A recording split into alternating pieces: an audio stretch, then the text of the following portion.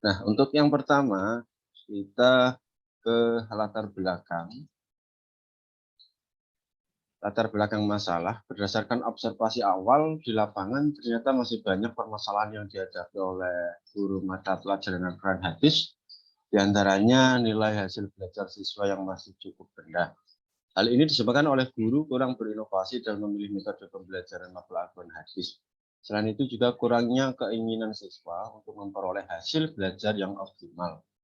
Maka perlu adanya solusi yang tepat untuk perbaikan dalam proses pembelajaran, yaitu perlunya meningkatkan hasil belajar peserta didik pada mata pelajaran Al-Quran Hadis melalui inovasi metode atau strategi pembelajaran. Masih di latar belakang,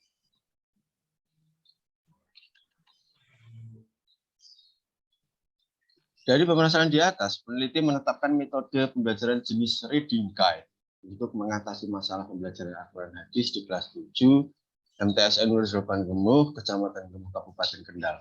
Salah satu metode yang menarik dalam proses belajar mengajar adalah metode reading guide, di mana dalam prosesnya lebih mengedepankan atau berpusat pada keaktifan peserta didik dalam proses belajar mengajar, serta lebih menekankan pada keaktifan peserta didik. Diharapkan mampu meningkatkan hasil belajar sesuai dengan tujuan pendidikan. Kita lanjut ke rumusan masalah. Dalam rumusan masalah ini, peneliti ada dua. Yang pertama, bagaimana penggunaan metode reading guide pada kelas 7 MTSN Nurul Gemuh, Kecamatan Gemuh, Kabupaten Kendal pada mata pelajaran Al-Quran Hadis. Rumusan masalah yang kedua, bagaimana hasil belajar peserta didik kelas 7 MTSN Nurul Gemuh, Kecamatan Gemuh, Kabupaten Kendal pada mata pelajaran Al-Quran Hadis. Jadi itu rumusan masalahnya. Kemudian ke tujuan penelitian. Tujuan penelitian yang pertama untuk mengetahui bagaimana penggunaan metode reading guide pada mata pelajaran Al-Quran Hadis Hadis kelas 7 MTSN Nurul Gemuh, Kecamatan Gemuh, Kabupaten Kendal. Tujuan penelitian yang kedua untuk mengetahui hasil belajar siswa dalam penggunaan metode reading guide pada mata pelajaran Al-Quran Hadis kelas 7 MTSN Nurul Gemuh, Kabupaten Kendal. Itu tujuan penelitiannya. Kemudian landasan teori. Kerangka teori dalam hal ini saya lebih mengedepankan di reading guide, Prof. Ini metode reading guide. Pengertian reading guide, metode reading guide merupakan suatu strategi panduan membaca untuk memahami materi pelajaran. Strategi ini memandu peserta didik untuk membaca panduan materi yang telah disiapkan dengan waktu yang dibatasi oleh guru. Guru memberikan pernyataan-pernyataan materi yang dibaca.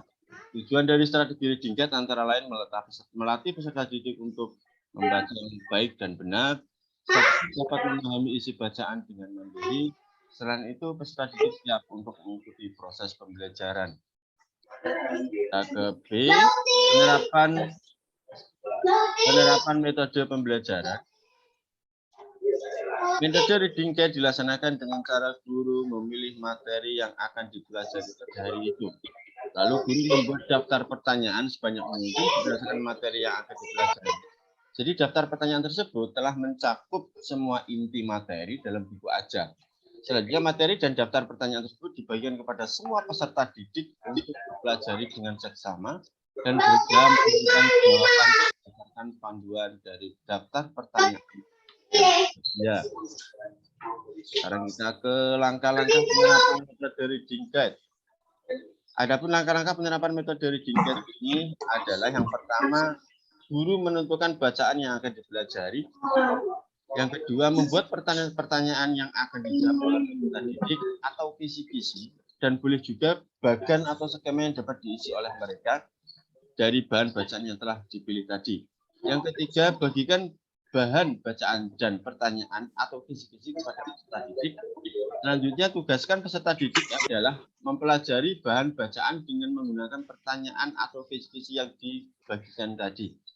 Dan bahas pertanyaan-pertanyaan tersebut dengan menanyakan peserta didik. Guru memberi ulasan dan penjelasan berikutnya.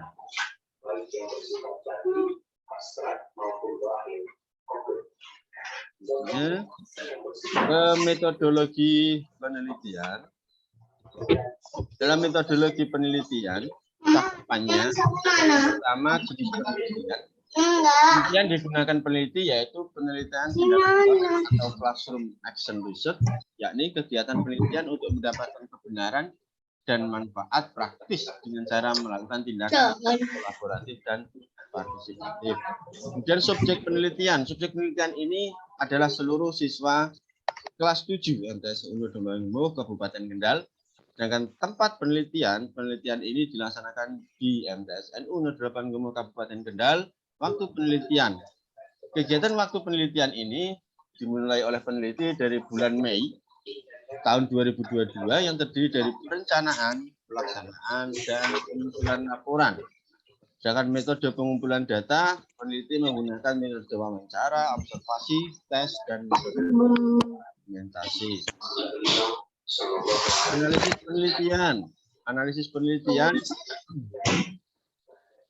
Yang pertama, analisis hasil penelitian prasiklus. Ini saya tampilkan lembar observasi aktivitas pada saat prasiklus. Keterangannya yang pertama aspek pengamatan. A. Itu peserta didik mendengarkan bersama penjelasan.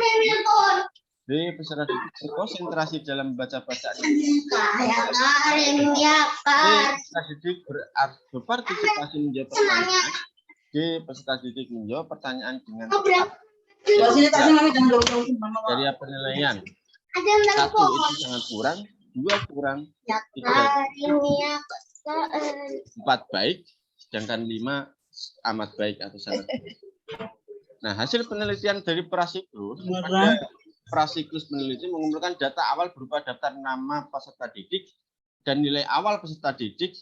Nilai awal peserta didik diambil berdasarkan nilai dari prasiklus. Data yang diperoleh menunjukkan bahwa nilai rata-rata hasil belajar peserta didik sebesar 58,4 dan presentasi ketuntasan belajar pada prasiklus sebesar 32%. Masih belum memenuhi indikator yang ditentukan, yaitu nilai rata-rata lebih dari 70 dan ketuntasan belajar lebih dari 75%. Nah, jadi di prasiklus itu banyak peserta didik yang memperoleh nilai dari lebih dari 65, ada 8 peserta didik. Kemudian banyak peserta didik yang memperoleh dari kurang dari 65, ada 17 peserta didik, sehingga nilai rata-rata 58,4, ketuntasan belajarnya hanya 32%. Itu di prasiklus. Kemudian saya lanjut di siklus pertama, Prof. Ya. Daftar hasil belajar siklus pertama. Daftar ada di sebelah kanan. Keterangan kriteria hasil belajar. Kurang dari 65 itu tidak tuntas karena KKM-nya 65. Kurang lebih dari 65 itu tuntas dengan ketuntasan belajar 75%. Pada siklus 1 ini terjadi peningkatan hasil belajar jika dibandingkan dengan prasiklus tadi. Tetapi peningkatan hasil belajar ini belum mencapai indikator keberhasilan yang ditetapkan. Pada prasiklus diperoleh nilai rata-rata sebesar 58,4 dengan ketuntasan belajar 32%. Sedangkan pada siklus 1 ini nilai rata-rata evaluasi 67,6% dengan ketuntasan belajar 60%. Dengan demikian perlu dilanjutkan siklus 2 agar hasil belajar siswa dapat diharapkan meningkat. Itu di siklus 1. Kemudian saya lanjutkan di siklus 2. Di sini ada daftar tabel, daftar hasil belajar siklus kedua. Keterangan hasil kriteria hasil belajar kurang dari 65 tidak tuntas, 65 tuntas dengan ketuntasan belajar 75%. Pada siklus 2 ini, hasil belajar peserta didik mengalami peningkatan jika dibandingkan dengan siklus 1. Pada siklus 1, nilai rata-rata evaluasi peserta didik 67,6 dengan ketuntasan belajar 60%. Setelah diberikan tindakan pada siklus 2, nilai rata-rata evaluasi peserta didik 72,8 dengan ketuntasan nilai 80%. Hingga terdapat peningkatan hasil belajar peserta didik dari siklus 1 ke siklus 2. Pada siklus 2, hasil belajar peserta didik sudah mencapai indikator keberhasilan yang ditetapkan yaitu 75%. Baik, untuk yang terakhir ada kesimpulan. Cukup, Mas. Oh iya, ya, Bro. Ya, bisa di stop screen? Oh, bisa, Bro. Ya. Oke, baik. Oke, dari Mas Ahmad Sobirin ya.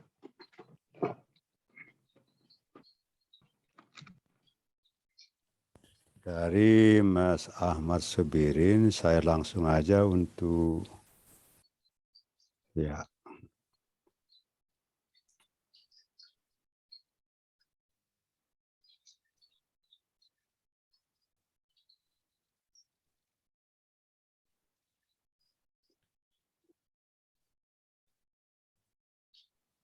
Oke, supaya cetok langsung aja ya. Untuk abstrak ini semua ya. Jadi yang inti di situ adalah 3 ya. Rumusan masalahnya apa, metode penelitiannya apa, hasilnya apa. Yang nggak usah pakai tempatnya di mana, nggak perlu ya. Ya, Prof. Ini ya, jadi semua bukan hanya Mas Birin ya, rata-rata salah semua. Makanya memang hanya 150 kata, jadi 1 halaman aja. Ya. Jadi hasilnya apa, metode penelitiannya apa, rumusan masalahnya apa. Itu aja yang penting di situ. Oke, lanjut. Nah, rumusan masalah Anda ini enggak sinkron dengan apa namanya, dengan judul. Ya. Ah, di sini ya. Ini bagaimana hasil belajar belum kelihatan PTK-nya ya. Caranya bagaimana peningkatan hasil belajar gitu ya. Itu ya dengan metode apa namanya? Reading guide ya, reading guide. Ya, pembacanya guide, reading guide itu. Itu ya, jadi supaya nanti sudah disesuaikan dengan tujuannya ya. Siap. Ya. Terus kepada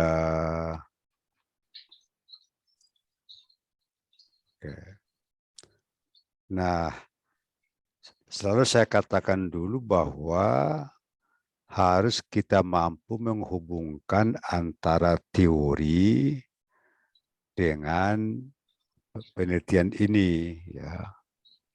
Pamannya di sini kan hasil belajar. Jadi seharusnya ditambah lagi hal-hal yang mempengaruhi hasil belajar. Di situ nanti ketemunya. Salah satu umpamanya adalah eksternal. Eksternal itu dijelaskan umpamanya metode guru dalam mengajar gitu loh. Jadi secara teoretik udah ketemu bahwa ada hubungan antara prestasi atau hasil belajar dengan metode ya, metode pembelajaran gitu ya. Nah, ini semua nanti mungkin banyak yang salah itu ya. Selalu saya katakan sejak arahan-arahan dulu bimbingan. Terus ya. Nah, ini semua ya bukan metodologi ya. Jadi bedakan antara metode penelitian dengan metodologi. Gak tahu apakah memang apanya sistematikanya salah apa ya? Gitu ya? Gimana Mas? Atau ini kreatif Anda atau gimana? Sistematika metodologi penelitian, Pak Prof. Di apa itu? Di panduannya? Iya. Gimana? Iya. Itu. Ya, Iya. teman-teman yang lain juga sama ya? Iya, yang di PPT jenengan itu Pak, yang pernah di-share Iya. oleh Pak Prof. Oh ya, nanti itu coba aja ya. Nanti yang benar metode penelitian. Iya. Metode penelitian. Bukan karena begini bedanya, kalau metodologi adalah membahas tentang ilmu metode. Ya. Kalau metode penelitian, apa yang Anda gunakan ya, dalam penelitian ini? Ya, ada pendekatan gitu ya. Ini nggak usah lagi disebut berkali-kali tempatnya di mana ya, nggak perlu lagi ya. Ya, Prof. Kancahnya juga berkali-kali, tempatnya berkali-kali, untuk apa itu? Ya, waktu juga nggak perlu itu ya. Ini oke, jadwalnya itu, ini proposal ini kalau pakai jadwal itu ya. Ya, prasiklus oke, kemudian ini nanti yang tabel 32 ini nggak perlu di sini ya. Ini nanti profilnya ya, profilnya itu. Oh iya, Prof. Ya, ini nggak perlu ini. Waduh, ini berkali-kali disebutkan, memperbanyak halaman nampaknya ya. Oke. Analis data, oke, baik. Tuh. Pengumpulan data. Yang penting disebutkan berapa, apa, oke, bolehlah begini ya. Ini nggak perlu yang begini-begini. Cukup berapa jumlah populasinya. Kemudian silakan Anda 12 laki-laki, silakan ya, boleh. Alatnya metode tes, oke.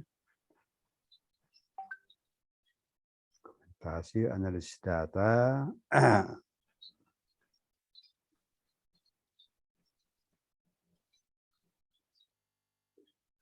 Deskripsi. Apa deskripsinya, apa ini? Apa itu Mas Subirin? Di langkah awal sebelum dilakukan peneliti, Pak. Prof. Enggak, apa aja di sini. Kalau Anda mau ya profil sekolah, madrasah gitu ya. Ya, Prof. Ya, jadi ini sudah arahnya kepada pelaksanaan siklus ini. Siap, Prof. Ya.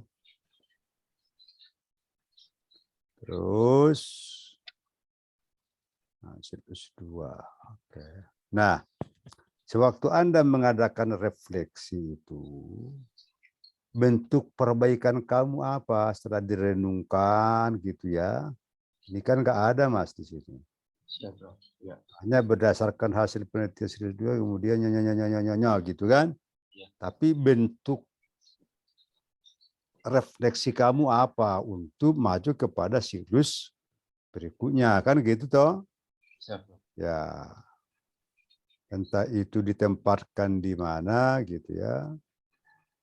Tapi yang jelas di sini adalah di mana letak kamu mengadakan refleksi dan apa bentuk refleksinya. Sehingga dia akhirnya masuk kepada siklus 2 gitu ya.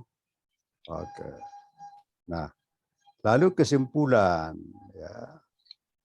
Kesimpulan itu kan dengan bahasa yang padat ya.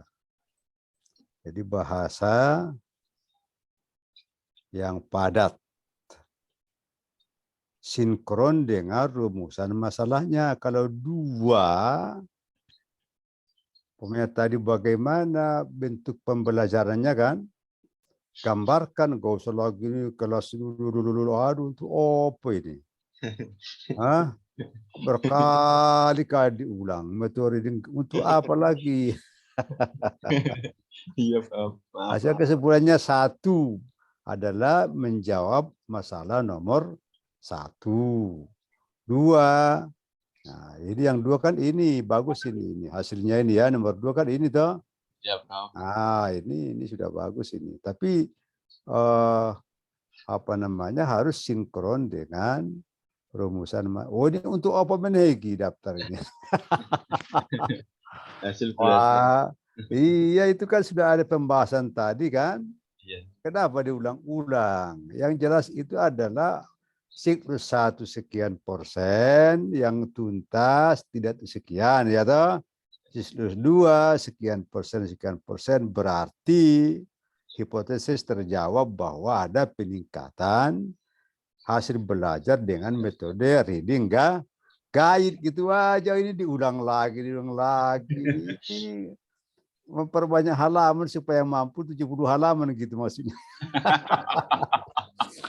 Masa nggak bisa kata-kata yang lain, Mas ya? Jangan di kesimpulan. Kesimpulan itu sinkron dengan rumusan masalahnya gitu ya. Jadi kalau rumusan masalahnya tadi apa namanya hanya 2 ya. Ya, 2 mana tadi ya. Maka langsung aja kepada 2 itu. Nah, ini kan Ya. bagaimana peningkatan sebelahnya. Maka Anda katakan bahwa hasil belajar peserta didik dengan metode reading guide adalah meningkat. Siklus 1 sekian persen tuntas, tidak sekian. Untuk siklus 2 menjadi apa namanya tuntas sekian persen gitu. Berarti ada. Jadi hipotesis terjawab gitu loh. Kalau ini bagaimana penggunaan ini kan adalah mendeskripsikan penggunaannya gimana langkah-langkahnya. Karena antara teori dengan praktek kan belum tentu sama kan. Nah, menggambarkan apa yang terjadi kamu lakukan itu gitu loh. Itu aja yang inti, nggak kesimpulan kok di lagi di tabel-tabel lah. Apa kata dunia nanti gitu ya. Ya, Prof ya. Oke, tapi in prinsip sudah bagus ya, sudah ada hasilnya gitu ya. Terima kasih, Prof. Oke, baik. Kita berikan aplaus untuk Mas Ahmad Subirin ya. Oke. Ada pertanyaan kepada saya? Silakan, ada? Sebelum lanjut berikutnya. Tidak ada? Tidak ada. Oke. Masuk kepada yang kedua. Adalah Nur Laila. Bu Nur Laila, silakan. Iya, Pak. Ini saya bisa share screen, nggih? Yang Mas Andika nampaknya sudah dibebaskan kok itu ya. Coba share screen Bu Nur Laila. Ya, sudah dibebaskan. Siapa saja bisa jadi host. Gitu. Oh ya. Terima kasih. Saya buka PPT-nya nggih, Pak? Yo, silakan.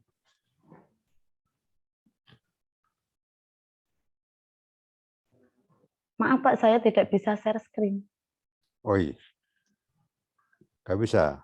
Host disable participant screen sharing. Tidak bisa saya. Karena hostnya siapa ini? Mas Andika ya? Bisa enggak, Bu? Tidak bisa, Pak. Mungkin dari Pak Sabirin dipindah ke saya dulu. Nah.